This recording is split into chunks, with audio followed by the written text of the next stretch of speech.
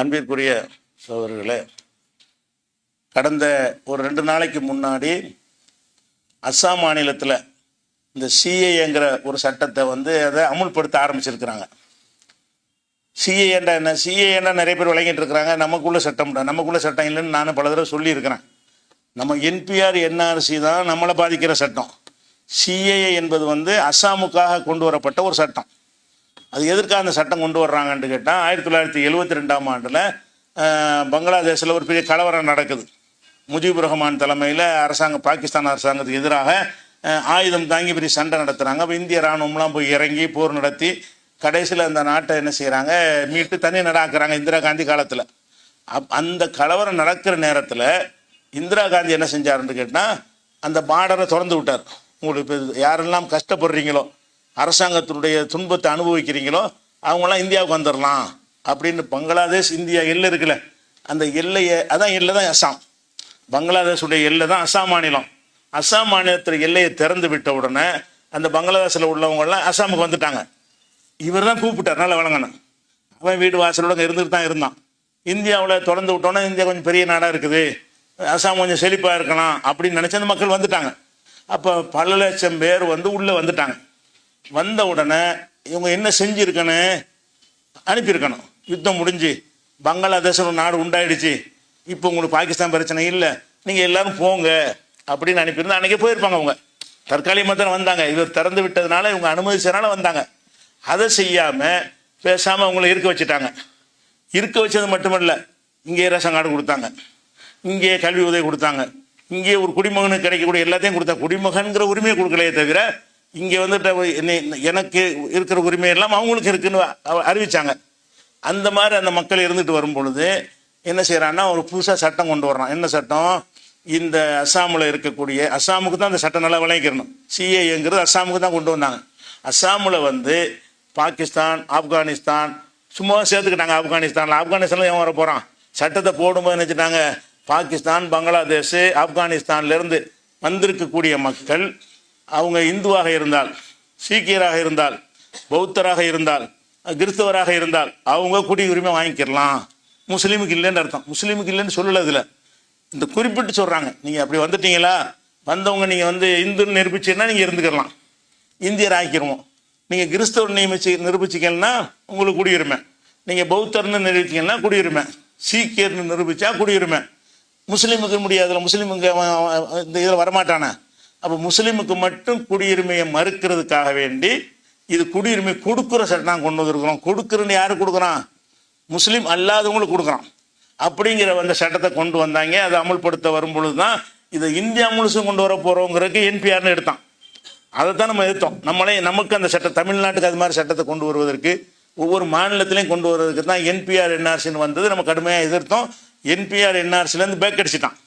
சிஏஏங்கிறது நாடாளுமன்றத்தில் சட்டம் நிறைவேற்றியாச்சு. நாடாளுமன்றத்தில் தீர்மானம் கொண்டு அஸ்ஸாமில் ஒருத்தன் குடியுரிமை கொடுக்கறதா இருந்தால் அவன் இந்துவாக இருக்கணும். வெளிநாட்டிலேருந்து வந்தவனாக இருந்தால் அவன் இந்துவாக இருக்கணும், இல்லைன்னா கிறிஸ்தவனாக இருக்கணும், சீக்கியனாக இருக்கணும், புத்தனாக இருக்கணும். இப்படி 6 மதத்தை போட்டிருக்காங்க. ஜெயின மதம் அப்படி இந்த பகுதியில் உள்ள மதத்தை போட்டிருக்கிறாங்க. இந்த மதத்துக்காரங்களுக்கு மட்டும் குடியுரிமை தருவோன்ட்டாங்க. அதன்படி எல்லாத்தையும் கொடுத்து விட்டாங்க. முஸ்லீம் மட்டும் கொடுக்கல. முந்தா நாள் என்ன செஞ்சாங்கன்னு கேட்டால், ஒரு ஊருக்குள்ள நுழையிறாங்க. 2 பேருந்தில் போய் இறங்கி ஒருத்தரையாக கேட்டேன். அவன்கிட்ட ஆவணத்தெல்லாம் கேட்குறாங்க. நீ பங்களாதேஷில் வந்திருக்கிற, நீ என்ன இந்துவா? இல்லை. நீ கிறிஸ்துவனா? இல்லை.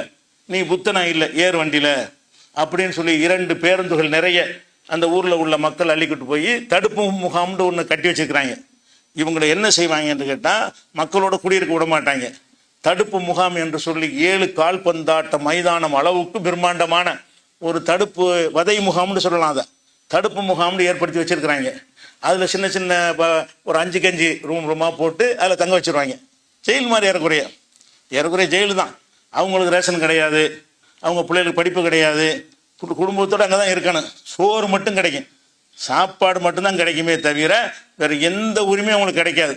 அதில் இருந்து அப்படியே அவங்க செத்துற வேண்டியதான். அந்த மாதிரியான வதை முகாமில் கொண்டு போய் அடைக்கணும் முடிவு எடுத்தாங்க. இல்லை, அதை முந்தா நாள் செயல்படுத்த ஆரம்பிச்சிட்டாங்க. 2 பஸ்ஸில் உள்ளவங்கள கொண்டு போயிருக்கிறாங்க. இப்போ டெய்லி ஒரு கிராமத்தில் வண்டி இறக்குவாங்க. அந்த கிராமத்தில் உள்ள முஸ்லீமை மட்டும் தூக்கிட்டு போய் என்ன செய்வாங்க, பார்டரில், பங்களாதேஷ் பார்டரில் உள்ள கிராமங்களில் பூரா எல்லா முஸ்லீமையும் வதை முகாமுக்கு அனுப்புகிற ஒரு முடிவை செயல்படுத்த ஆரம்பிச்சிட்டாங்க. அது போக இன்னும் தீவிரமாக செயல்படுத்துறதுக்காக வேண்டி இன்றையிலிருந்து எஸ்ஐஆர் ஆரம்பிக்கிறோங்கிறான் அஸ்ஸாமுக்கு. நமக்கு இப்போ ஆரம்பிச்சிட்டான்ல, எஸ்ஐஆர் வந்து அஸ்ஸாமுக்கு ஆரம்பிக்காமல் இருந்தான். எஸ்ஐஆர் மூலமாக ஆரம்பிக்கும்போது என்ன ஆகும்னு கேட்டால் அதில் இவனுக்கு ஃபுல் பண்ண முடியாது. எஸ்ஐஆர் ஃபார்மை வந்து வெளிநாட்டில் வந்தவன் இப்படி ஃபுல் பண்ணுவான். அவன் தாத்தா பாட்டியெல்லாம் இந்தியன்னு காட்டினா தானே அவன் இந்தியன் ஆக முடியும். ஃபுல் பண்ண முடியாது. ஃபுல் பண்ண முடியலைன்னு சொன்னால் அவர்கள் இந்துவாக இருப்பார்கள் குடியுரிமை கொடுத்துருவான். கிறிஸ்துவனாக இருந்தால் கொடுத்துருவோம், முஸ்லீமாக தான் கொடுக்க மாட்டான். இந்த எஸ்ஐஆர் மூலமாக மேலும் வந்த கணக்கெடுத்து இன்னும் ஏராளமான மக்கள் என்ன செய்ய போகிறாங்க, தள்ள போகிறாங்க. இந்த நேரத்தில் இதான் நடக்கும்னு தெரியும் பொழுது, இவங்க முஸ்லீம்களை அப்புறப்படுத்த நோக்கத்துக்கு கொண்டு வந்திருக்கிறாங்கன்னு தெரியும் போது இந்த இஸ்லாமிய நாடுகள் என்ன செய்யணும்? நீங்கள் வாங்க, நாங்கள் அடைக்கலம் தரோம், பங்களாதேஷ் கூப்பிட வேண்டியது தானே. பங்களாதேஷ்லேருந்து வந்தாங்க, பங்களாதேஷ்காரங்க என்பதில் சந்தேகம் கிடையாது. சட்டவிரோதமாக வரல, நீங்கள் அனுமதிச்சதுனால வந்தாங்க. வெத்தலை பாக்கு வச்சு கூப்பிட்டீங்க, இந்தியாவில் அழைச்சிங்க, அழைச்சதுக்கு தான் வந்தாங்கல்ல. நீ குடியுரிமை இல்லைங்கிறீங்கள, அப்போ அவன் என்ன செய்யணும், இங்கே வாங்க தர்றோன்னு சொல்லணும். இப்போ அவனுக்கு தன்னால் போக மாட்டான், அவனுக்கு வீடு வாசல்லாம் கிடையாது. 30 வருஷத்துக்கு முந்தி 70 என்னாச்சு, எத்தனை வருஷம் ஆச்சுன்னு பார்த்துக்கிறேங்க, ஒரு 50-40 வருஷம் ஆச்சு. அப்போ 50 வருஷத்துக்கு முந்தி நடந்த ஒரு விஷயத்துக்கு இப்போ போய் நான் வீடு இருக்குமாங்க, அவன் விட்டு வீடு இருக்குமா, சொத்து இருக்குமா, வாசல் ஒன்றுமே இருக்காது. அவன் பங்களாதேஷில் அகதியாக தான் இருப்பான். அப்போ அதுக்கு ஒரு தீர்வு செய்கிற மாதிரி இஸ்லாமிய நாடுகள் தான் இது செய்யணுமே தவிர, இவங்க வந்து அந்த முடிவில் இருக்கிறாங்க. அந்த மக்கள் அப்படியே சிறை கூட்டத்தில் இருந்து சாகுற மாதிரி கடும் சித்திரவை தானே இது. பிள்ளைகளுக்கு படிப்பு கிடைக்காதுங்க, சோறு மட்டும் கொடுப்பாங்க, சும்மா அடைச்சு வச்சுருவாங்க. இப்படிப்பட்ட நிலையில் ஒரு ஜெனரேஷன் வளர்ந்துச்சுன்னு சொன்னால் அப்போ வந்து அந்த பெரிய கேடு தாங்க முடியாத ஒரு கொடுமை. அது மாதிரி ஒரு மனுஷனுக்கு வந்தால் சகிக்க முடியாது. அப்படிப்பட்ட ஒரு கொடுமைக்கு ஆளாக இருக்கிறார்கள். அதுக்கு எதிராக மக்கள்லாம் கொந்தளிக்கலாம், முஸ்லீம்களும் கொந்தளிக்க காணாம். நம்ம என்பிஆர் என்ன சொல்லணும் கொந்தளிச்சோம்ல, சிஐக்கு கொந்தளிக்கலன்னு நமக்கு அஸ்ஸாமுக்கு தானே நமக்கு வரப்போகுதுங்கிற அடிப்படையில் இருந்தனால எல்லாம் பின்வாங்கிக்கிட்டோம். நம்மளும் கூட போராட்டத்தை கூட இந்த சிஐக்கும் சேர்த்து அழிச்சா தான் நாங்கள் பின்வாங்குவோம்னு சொல்லி இருந்திருந்தோம்னு சொன்னால் அந்த சட்டத்தையும் இல்லாமல் ஆக்கியிருக்கலாம். நம்மளை பாதிக்கிறதுக்கு மட்டும் போராட்டம் பண்ணிவிட்டு அது இல்லைன்னு நம்ம ஓஞ்சிட்டோம். வேறு எதிர்கட்சிகளும் பலமாக குரல் எழுப்ப காணாம். சும்மா மென்மையாக ஒரு கிணத்துலேருந்து பேசுகிற மாதிரி அந்த கண்டன குரல் எழுப்புறாங்க. அப்போ அந்த மக்களுக்கு தீர்வை இப்போ இல்லை. கடுமையான போராட்டம்னா அது மக்களுக்கு புரியலை. அஸ்ஸாமில் நடக்கிற ஒரு விஷயம் வந்து என்ன செய்யலை, ஏதோ அஸ்ஸாமில் ஏதோ ஒரு சம்பவமாக போயிடுறாங்களே தவிர இதுக்கு பின்னாடி இதன் மூலம் எப்படி பார்த்தாலும் ஒரு 3 லட்சம் பேர் வரைக்கும் இது மாதிரி செய்வாங்க. இப்போ பங்களாதேஷ்லேருந்து வந்து குடியுரிமை இல்லாமல் அஸ்ஸாமில் இருக்கக்கூடியவங்க ஒரு சுமார் 3 லட்சம் பேர் இருப்பாங்க. அவங்க நிரூபிக்க இயலாது. முஸ்லீமாக இருக்கிறவங்க அவங்கள பூராத்தையும் 3 லட்சம் பேரை கொண்டு அடைக்க போகிறோம். அதுக்குரிய முகாம்களை பெரிய செலவிட்டு நெஞ்சிடறான், கட்டி தயார் பண்ணி வச்சிருக்கிறான். அப்போ இதுக்கு வந்து நம்ம முஸ்லீம் நாடுகளுக்கு தான் என்ன செய்யணும், மற்ற நாடுகளில் இருக்கக்கூடிய சகோதரர்கள் இஸ்லாமிய நாடுகளுக்கு மெயில் மூலமாக தூதரகத்தின் மூலமாக கோரிக்கை வச்சு இவங்களை வந்து நீங்கள் ஏற்றுக்கிறங்க, நீங்கள் பங்களாதேஷ்காரங்க யார் இருந்தால் வாங்க நாங்கள் திறந்து போடுறோம், உள்ளே வந்துருங்க நம்ம அழைக்க வேண்டியது தானே. அப்படி ஒரு அறிவிப்பு செஞ்சானே இவங்க அங்கே போயிடுவாங்க. அங்கே போயிட்டாங்கன்னா சொந்த நாடு உரிமையோடு இருப்பாங்க. இப்படி இருக்க வேண்டிய தேவையில்லை.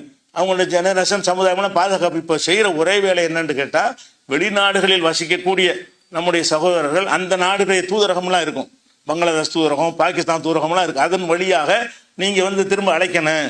அங்கே அகதிகளாக அழைக்கப்பட்டிருக்கிற மக்களுக்கு நீங்கள் குடியுரிமை கொடுத்து ஏற்றுக்கிறங்கன்னு ஒரு கோரிக்கை வச்சோம்னு சொன்னால் கொஞ்சம் பரிசீலிப்பாங்க. பரவலாக ஒரு கோரிக்கை வைக்கும்போது அப்படித்தான் இந்த மக்களுக்கு உதவ முடியுமே தவிர, இல்லைன்னா காலத்துக்கு அதில் கடந்து நினைஞ்சிருவாங்க, செத்து மணிஞ்சிருவாங்க. தகவலுக்கு தான். அஸ்ஸலாமு அலைக்கும்.